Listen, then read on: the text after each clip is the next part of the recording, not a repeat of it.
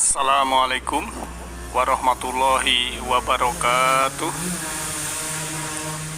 Alhamdulillahilladzi anzala ala abdihil kitaba walam yaj'alahu iwaja la ya'tihil batilu min baini yadayhi wala min khalfih tanzilum min hakimin hamid. Segala puji milik Allah yang telah menurunkan kepada hambanya Alkitab Al-Quran dan dia tidak mengadakan kebingungkan di dalamnya. Kitab itu tidak didatangi kebatilan baik dari depannya maupun dari belakangnya, dan kitab itu turun dari Rabb, dari Tuhan yang maha bijaksana lagi maha terpuji. Ikhwanidin, kajian Majelis Taklim Nurul Huda yang insya Allah dirahmati oleh Allah Subhanahu wa Ta'ala. Kita jumpa lagi dalam kajian online pagi hari ini, sahur-sahur, dan semoga kita semua dalam keadaan sehat walafiat, mendapatkan keberlimpahan dari Allah Subhanahu wa Ta'ala, bahwa pada pagi hari ini kita masih bisa bangun dari tidur, bisa menghirup udara segar, bisa menikmati, bisa bernafas. Semua itu adalah karena Allah Maha Pengasih lagi Maha Penyayang. Dengan kasih sayang Allah yang sangat luar biasa itu, maka keberlimpahan dalam kehidupan ini perlu kita syukuri, perlu kita hargai, karena hanya Allah lah yang berhak menerima pujian, dan pujian itu habis untuk Allah. Alhamdulillah, segala puji milik Allah Subhanahu wa Ta'ala.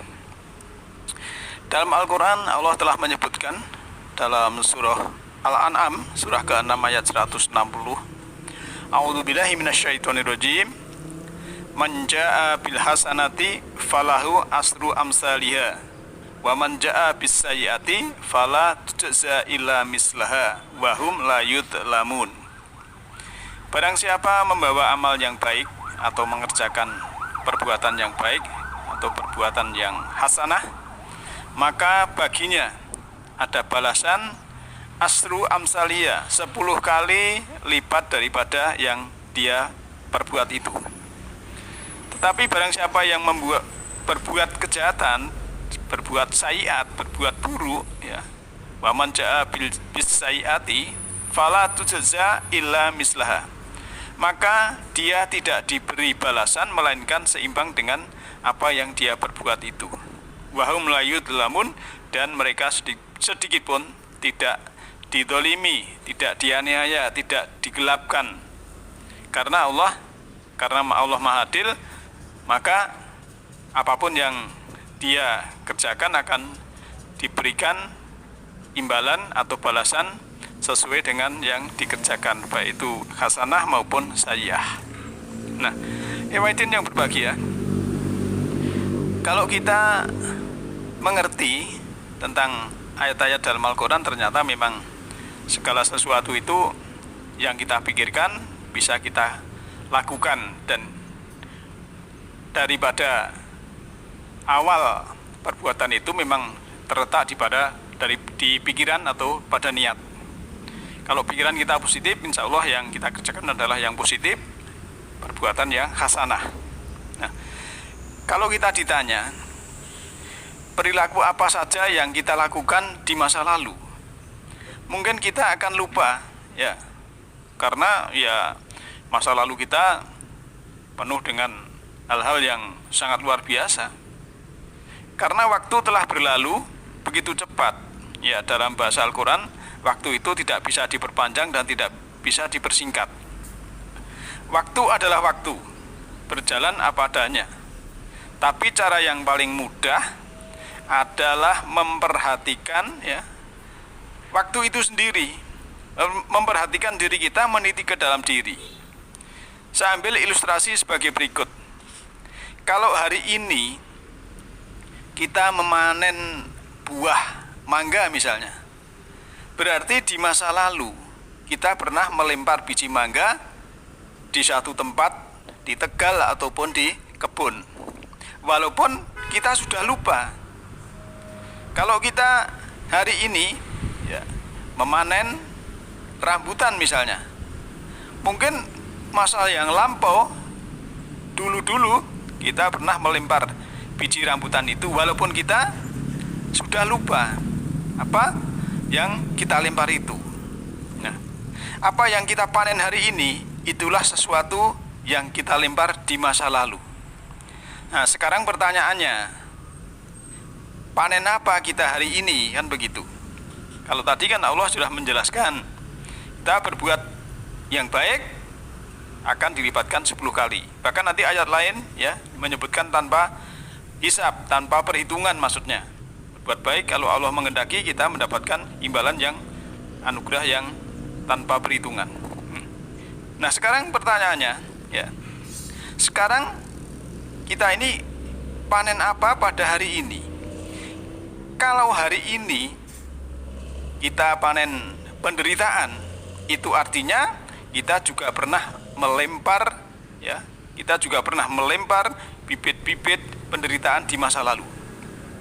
Kalau hari ini kita panen permusuhan, berarti pernah juga kita masa lalu itu melempar bibit-bibit permusuhan. Kalau hari ini kita panen kebaikan ya, panen keberkahan, panen kedamaian, itu juga bagian dari bibit-bibit kebaikan, bibit-bibit kedamaian, bibit-bibit kebahagiaan yang kita tanam di masa lalu. Nah, pada dasarnya hari ini adalah hari di masa lalu. Pada dasarnya hari ini adalah hari yang telah kita lempar ataupun kita tanam ya. Hari ini yang telah kita mendapatkan apa yang kita tanam dari bibit-bibit yang kita lemparkan ke semesta ya, di masa lampau. Nah, itulah yang sering tidak kita sadari. Kadang-kadang kita suka mengingat-ingat yang pernah kita lakukan ya. Kadang kan kita pernah mengingat yang kita lakukan di masa lalu. Maka kita lihat hari ini kita sedang memanen apa. Karena semua yang kita panen hari ini itu bukan istilahnya kiriman dari Allah, ataupun Allah mengirimkan sesuatu kemudian kita mendapatkannya, tetapi itu adalah bibit-bibit yang pernah kita tanam oleh kita sendiri di masa lalu. Dan Allah sebagai Rabbul Alamin, Allah sebagai pemelihara seluruh alam, Allah sebagai Rabb, sebagai Tuhan seluruh alam semesta ini ya, Allah Sang Maha Keberadaan itu hanya mengizinkan bibit itu tumbuh sesuai dengan keinginan kita.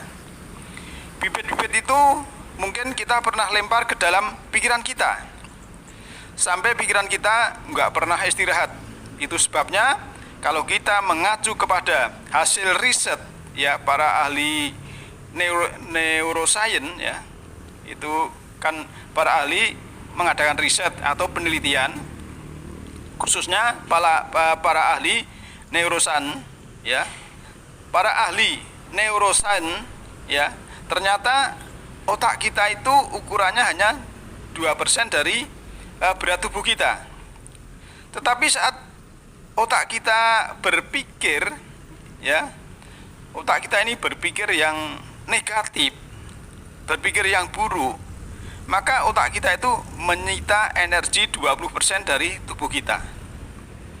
Jadi logikanya, kalau otak kita itu hanya 2% dari tubuh kita, kemudian kalau kita berpikir negatif, otak kita itu mengeluarkan energi 20% dari keperluan energi yang ada di dalam diri kita. Maka kalau kita berpikir yang negatif, disitulah tidak terjadi keseimbangan di dalam tubuh kita. Nah, kalau sudah tidak terjadi keseimbangan, disitulah nanti juga akan menimbulkan efek yang tidak baik. Nah, oleh karena itu, kenapa Al-Quran melarang kita untuk berpikir yang tidak baik dengan orang lain pun kita juga tidak boleh secara secara detail, yaitu tidak boleh yang namanya suudzon. Suudzon adalah berprasangka buruk kepada orang lain. Ya, namanya orang lain ya siapa saja. Kenapa? Kalau kita misal ada orang yang sebetulnya akan baik kepada kita, kemudian kita sudah suudzon, berarti kita sudah merendahkan orang baik.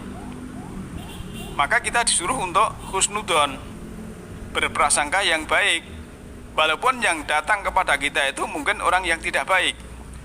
Tapi tidak apalah, karena kita akan menghargai atau menghormati orang yang tidak baik, dan itu juga baik untuk diri kita sendiri.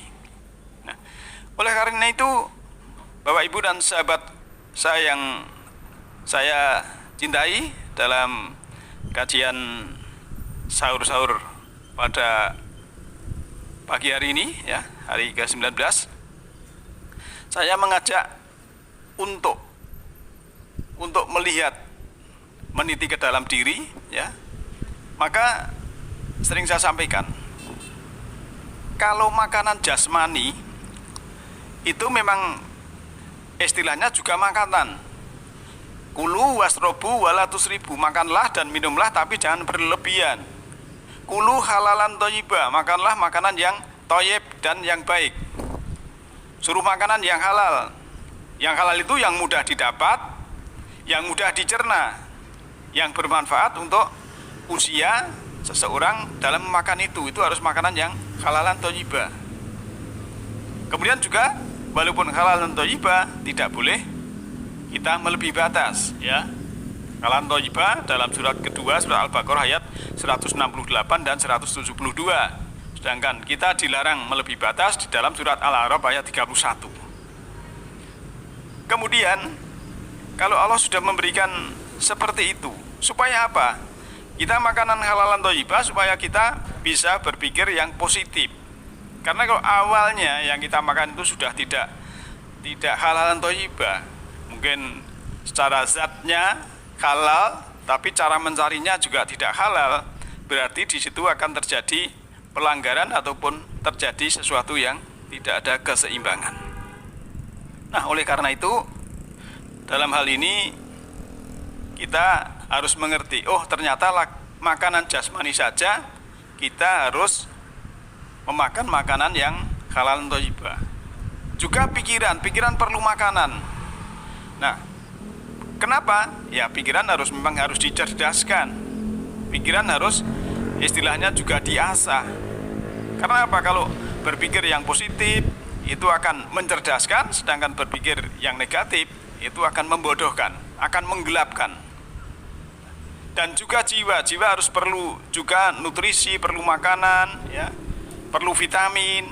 Dan makanan jiwa bukan disantap seperti makanan jasmani, tapi dalam makanan jiwa menurut surah Al-Kahfi itu kita disuruh melihat. Makanan jiwa itu kita disuruh melihat, tapi melihatnya bukan dengan mata di kepala, tapi melihatnya adalah dengan mata kolbu. Maka pentingnya kita membuka mata kolbu kita, meniti ke dalam diri, mengenal Allah dengan makrifat kepada Allah. Kita tahu hakikat apa yang kita kerjakan, ritual yang kita jalankan, sehingga kita akan mendapatkan pencerahan di dalam diri kita. Karena jiwa yang bisa menerima pencerahan, jiwa yang sudah terbuka mata kolbunya, disitulah akan mendapatkan yang namanya pencerahan, sehingga jiwa ini ada selalu berubah kepada yang lebih baik dan lebih baik, sehingga pada titiknya kembali jalan pulang kepada Allah, dia akan menjadi cerah, jiwa yang bercahaya, jiwa yang bersih, jiwa yang suci, ya, jiwa yang baik, bukan jiwa yang buruk, bukan jiwa yang redup, bukan jiwa yang kotor. Intinya berbahagia.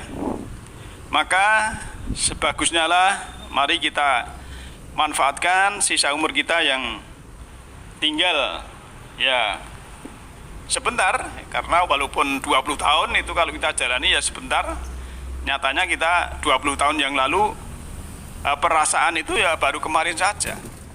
Kita remaja perasaan baru kemarin saja.